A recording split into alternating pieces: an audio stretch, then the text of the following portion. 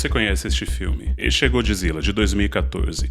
O primeiro filme do chamado Monsterverse, o universo compartilhado dos monstros gigantescos do cinema. E talvez você não saiba, mas este filme foi usado pelo governo americano como propaganda militar. E este é o filme Pulgasari, de 1985. Uma cópia que a Coreia do Norte fez de Godzilla. Mas o que talvez você não saiba é que essa é, na verdade, uma propaganda política para o governo comunista norte-coreano. E que, para fazer esse filme, o ditador Kim Jong-il teve que sequestrar uma atriz e um diretor sul-coreanos e enganar um ator japonês e sua equipe. Propaganda política no cinema não é novidade, nem exclusividade da Coreia do Norte. Ela teve presente no cinema soviético, na Alemanha e até mesmo em Hollywood. Muito mais do que você imagina. E você vai ver neste vídeo como que Transformers, Rocky e Casablanca foram usados pelo governo americano como ferramentas de propaganda governamental. Mas antes de entrarmos em todas as conspirações e questões de segurança nacional de governos que querem manipular os filmes, eu preciso falar sobre nossa segurança individual.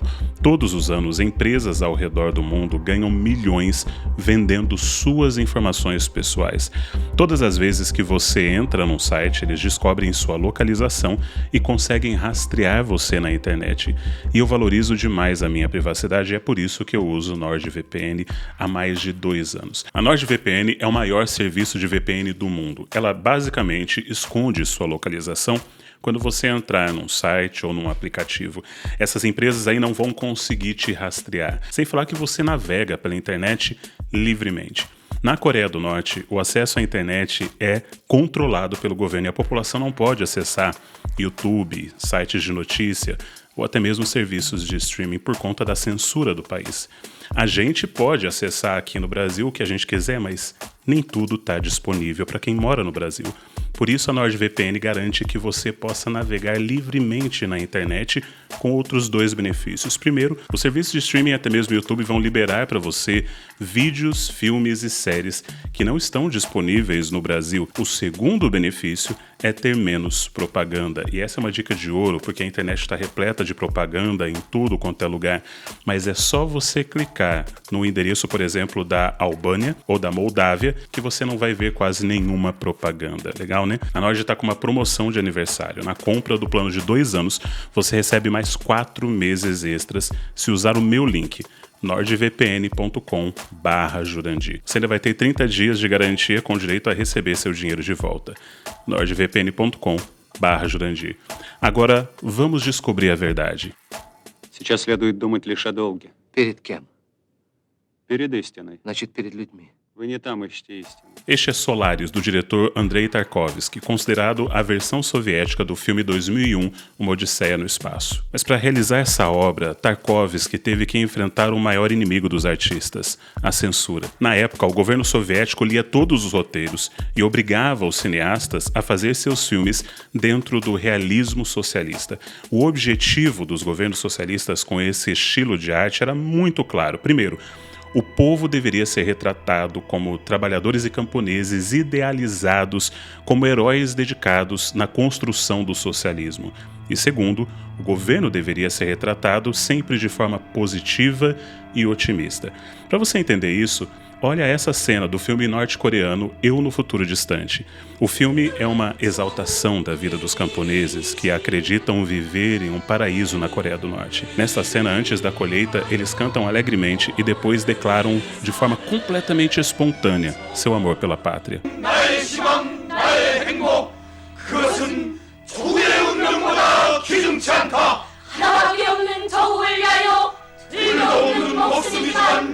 나의 청춘을 바치는 것처럼 그렇게 고귀한 생명, 아름다운 희망, 위대한 행복이 너에게 있으라. E para mostrar como os camponeses são virtuosos, na cena seguinte os tratores quebram durante a colheita. Mas isso não é problema para os nobres camponeses que continuam a colheita com as próprias mãos, com um sorriso genuíno em seus rostos. Vários países adotaram alguma forma do realismo socialista durante o período da Guerra Fria e muitos ainda usam essa abordagem de forma oficial, como a Coreia do Norte. Mas enquanto Tarkovsky conseguiu criar excelentes filmes sob a censura soviética, O mesmo não aconteceu com a Coreia do Norte. Aliás, um disclaimer, eu já fiz antes um vídeo específico sobre a Coreia do Norte, mas eu recebi tantos haters nesse canal, de pessoas defendendo a ditadura norte-coreana e ficando irritadas de eu chamar a Coreia do Norte de ditadura, que eu resolvi fazer este daqui, mostrando outros casos de países também socialistas ou comunistas e também mostrando como que isso aconteceu nos Estados Unidos, para que a gente veja como que ideologias infiltradas na arte sempre se tornam um grande problema. E eu vou deixar na descrição todos os links com as referências das minhas pesquisas, aí cabe a você acreditar ou não nas fontes internacionais. Porque esse vídeo é principalmente sobre casos em que o governo interferiu direto ou indiretamente num filme. Como nesse caso assustador. Em janeiro de 1978, Choi Eun-hee estava passeando em Hong Kong. Ela havia sido uma das principais estrelas do cinema sul-coreano, mas agora estava prestes a ser sequestrada. Segundo o seu relato, ela estava com uma amiga e a filha dessa amiga numa praia, esperando alguns empresários que tinham uma proposta de negócios para ela. Mas aquela era uma armadilha. Choi foi colocada em uma lancha e transportada para um navio. Os seus sequestradores não estavam interessados em seu dinheiro, mas em seu talento. Após 8 dias de viagem, o navio aportou e Choi foi recepcionada pelo próprio ditador da Coreia do Norte, Kim Jong-il. Parte do plano de Kim Jong-il estava completa.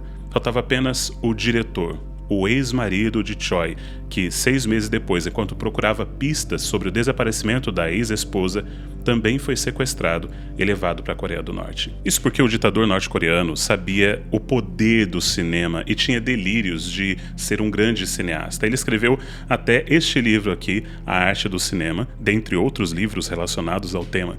E para você ter uma ideia da profundidade do pensamento desse grande intelectual, veja essas passagens. Sem ator, é impossível criar o personagem de um filme e, portanto, fazer um filme. A imagem de um filme precisa parecer boa na tela. No seu livro sobre cinema, a palavra revolução aparece 607 vezes, partido 302, comunista 98 e ideologia aparece 440 vezes. Kim queria transformar a Coreia do Norte na nova Hollywood. Para isso, ele fez uma versão norte-coreana do filme Titanic, que merece um vídeo só sobre ele, e uma versão norte-coreana do Godzilla. Eles são bons em fazer versões ruins de filmes bons.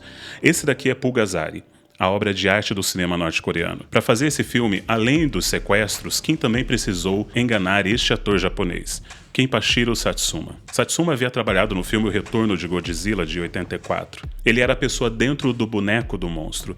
Ele e sua equipe foram contratados para trabalhar numa empresa chinesa para fazer um filme, mas para sua surpresa, o avião pousou na Coreia do Norte, onde ele foi convidado a trabalhar no filme Pulgasari. O filme foi um sucesso na Coreia do Norte e todo mundo assistiu e amou.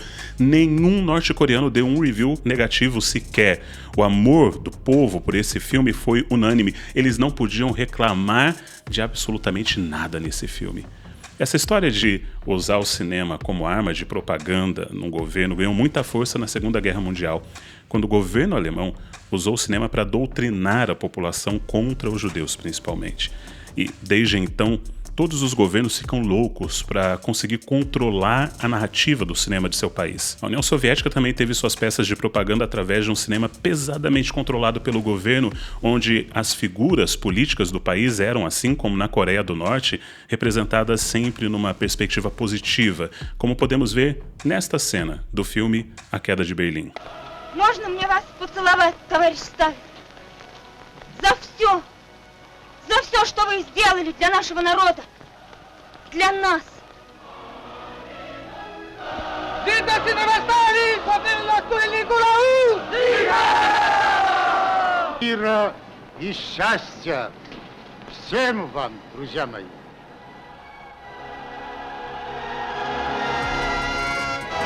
Aliás, se você quiser assistir filmes soviéticos e russos, eu recomendo o canal da Mosfilm, o mais antigo estúdio de cinema da Europa. E apesar de toda a influência estatal da União Soviética, o país conseguiu sim produzir alguns dos mais belos filmes da história.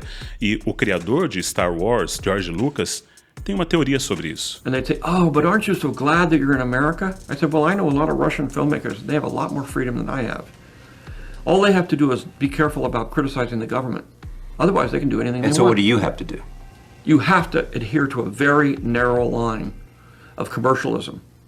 O que Lucas estava dizendo era que, apesar de toda a censura, os cineastas soviéticos não se viam presos pelo capitalismo para produzir filmes que dessem dinheiro. É claro que, do outro lado da moeda, isso acontecia porque o cinema era financiado pelo governo e a população não tinha como ver outros filmes de outros países, então eles eram obrigados a ver os filmes russos, um monopólio nacionalista da arte que teve seu lado positivo, mas a gente não pode ignorar todo o lado negativo disso. Mas apesar de, nos Estados Unidos, não haver censura, o governo americano colocou sua mensagem nos filmes de forma muito mais sutil. Os Estados Unidos não financiaram diretamente filmes, nem colocaram agentes do Estado para produzir filmes. Mas ainda assim, estes filmes foram usados como propaganda pelo governo. Nossos mortos serão vingados, Prelúdio de uma Guerra, Rosa de Esperança e Casablanca. Era a Segunda Guerra Mundial e o governo americano tinha medo de que a moral dos americanos caísse com um embate violento e as derrotas no fronte de batalha. Então, o governo passou a controlar quais informações sobre a guerra podiam ou não ser divulgadas no país. A mensagem era clara: apenas as vitórias heróicas dos soldados americanos deveriam ser divulgadas, manipulando a perspectiva do público sobre o que realmente estava acontecendo.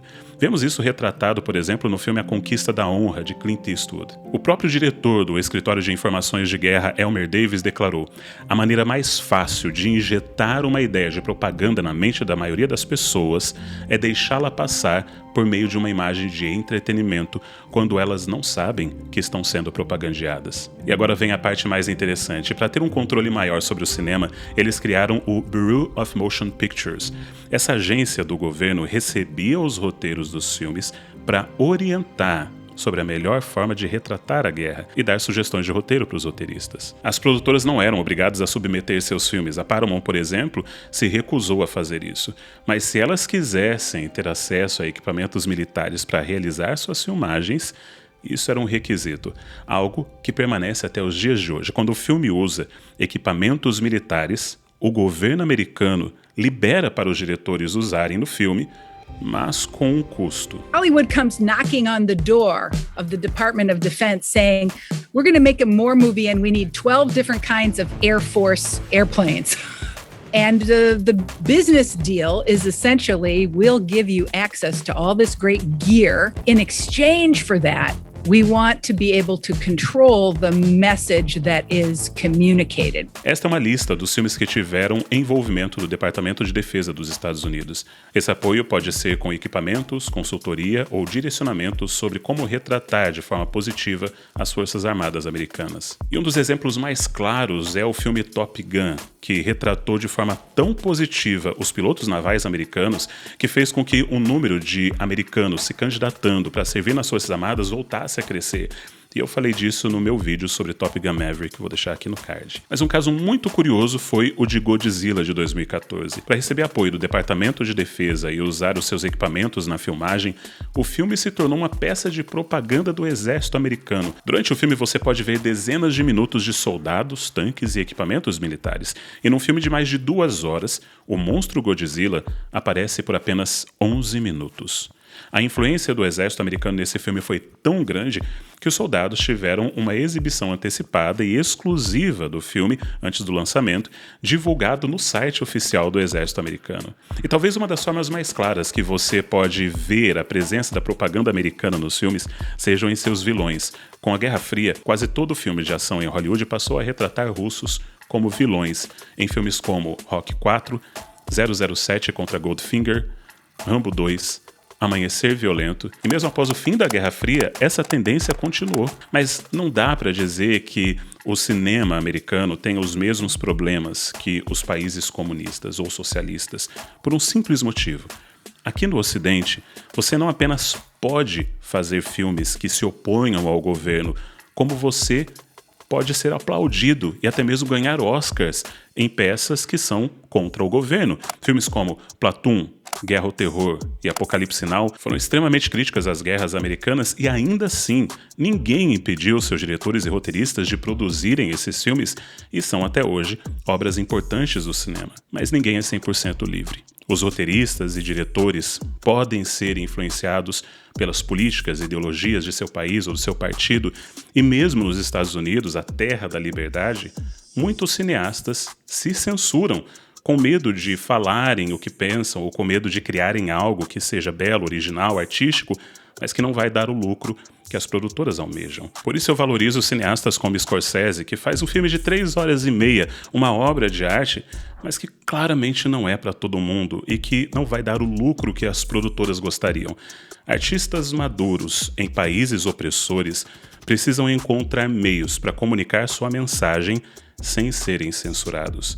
Artistas maduros em países livres aprendem a encontrar o seu público e a se livrar da autocensura para poderem valorizar sua arte. E para entender melhor sobre como o dinheiro e a China influenciam aquilo que você assiste, dá uma olhada nesse vídeo aqui sobre a morte do cinema. Não esquece de conferir também na descrição os detalhes da NordVPN, é nordvpn.com/Jurandir. Um forte abraço e arrivederci.